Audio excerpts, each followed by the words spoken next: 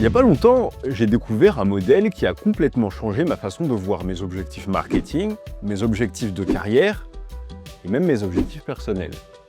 Il s'agit du modèle SMART, une stratégie très efficace consistant à s'attaquer à un grand objectif ambitieux en le décomposant en petites étapes dans le but d'obtenir des résultats observables.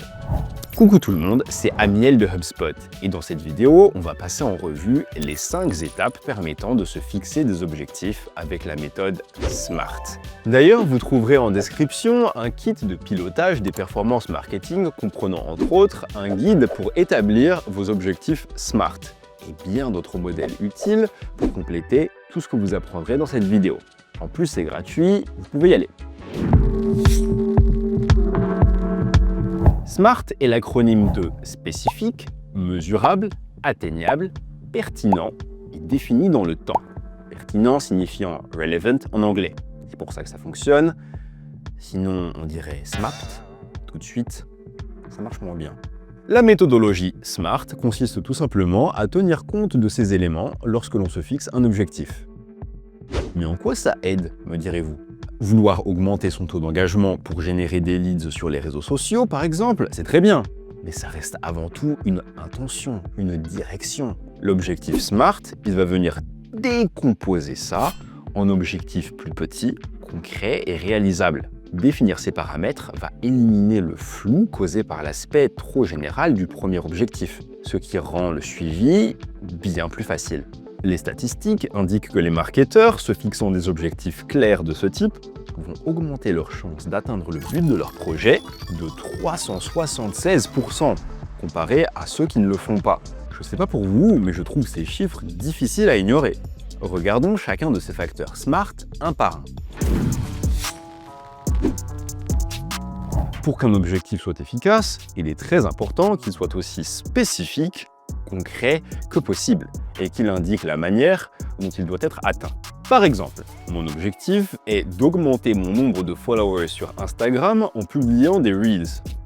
C'est quand même plus spécifique que gagner en visibilité sur les réseaux. C'est flou, on ne sait pas où on va, mais beaucoup de gens font ça.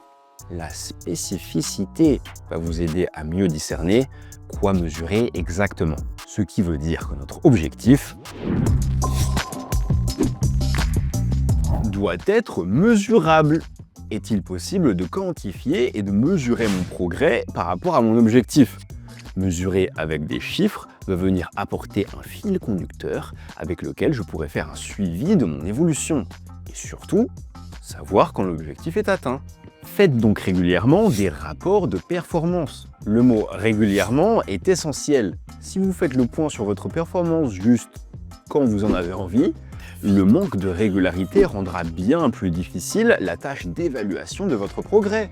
Imaginez par exemple observer à la fin du mois de janvier que vous avez gagné 120 abonnés sur Insta, puis à la fin du mois de février que vous en avez gagné 150 de plus. Ces progrès observés de manière régulière vont vous donner des petites opportunités de célébrer vos avancées.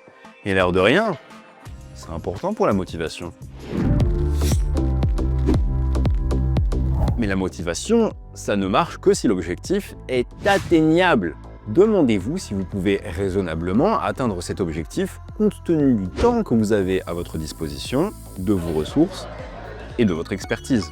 Par exemple, si j'ai réussi à tenir un rythme de publication de 1 post Instagram par semaine au cours des 6 derniers mois, il paraît réaliste, atteignable, de se fixer un nouvel objectif avec un post supplémentaire par mois.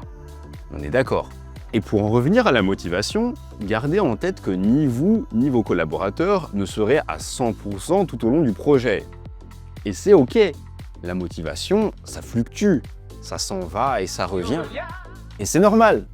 Mais gardez en tête que cette motivation, elle sera bien plus forte si l'objectif que vous vous êtes fixé est réaliste.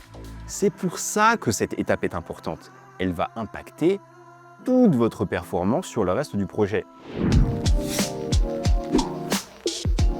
Ce qui nous amène au R de SMART. R veut ici dire relevant, ce qui signifie pertinent dans la langue de Shakespeare, de Daniel Radcliffe, de David Beck.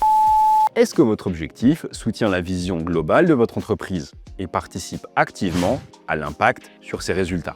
Pour reprendre le même exemple, je sais qu'Instagram est une plateforme plutôt solide pour donner de la visibilité à ma marque et fidéliser mes utilisateurs. Une augmentation de l'engagement et des leads qualifiés générés par Instagram pourrait donc avoir un impact majeur sur mes revenus.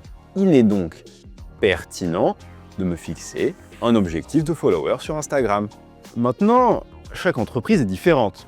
Générer des leads qualifiés via Instagram peut être bénéfique pour une entreprise telle que la mienne. Mais si la vôtre a peu, voire pas de présence sur les réseaux sociaux, l'intérêt d'un tel objectif devient limité. C'est donc à vous d'établir des priorités et de décider où vos efforts vont être investis. Le T de SMART, c'est le temps.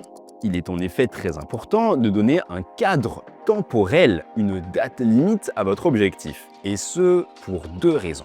Déjà, quand il y a un sentiment d'urgence, les choses ont tendance à avancer. Mais également, la mesure du temps aide à évaluer la performance de manière plus précise. Par exemple, le deuxième mois de la campagne touche à sa fin et je n'ai généré que 50 leads sur les 75 que l'on voulait. C'est l'occasion de réévaluer ma stratégie et de voir où apporter quelques changements pour atteindre mon objectif. Dans mon cas, j'ai sous-estimé le temps nécessaire à la création de contenu de qualité. Une erreur très courante qui entraîne des délais non respectés. C'est à travers cette réflexion que vous allez repérer les points de friction dans votre processus et les endroits où vous investissez trop de temps ou pas assez. Dans mon exemple, je vais allouer plus de temps au test des différentes stratégies de contenu possibles et à l'interaction avec les utilisateurs. Les objectifs que vous fixez sont la boussole de votre entreprise. Ne sous-estimez pas l'importance de cette étape. Elle guide tout ce que vous faites. Et comme on l'a constaté ensemble, la méthode SMART est un excellent moyen de s'assurer que ces objectifs soient optis pour propulser votre entreprise vers le succès. Pour compléter tout ce que vous avez appris avec moi aujourd'hui, vous trouverez en description un kit gratuit de pilotage des performances marketing, avec entre autres un guide pour se fixer des objectifs SMART. Et comme d'habitude, avant de partir, n'oubliez pas de nous laisser un like, de vous abonner et de cliquer sur la cloche pour ne rien rater de notre prochain contenu.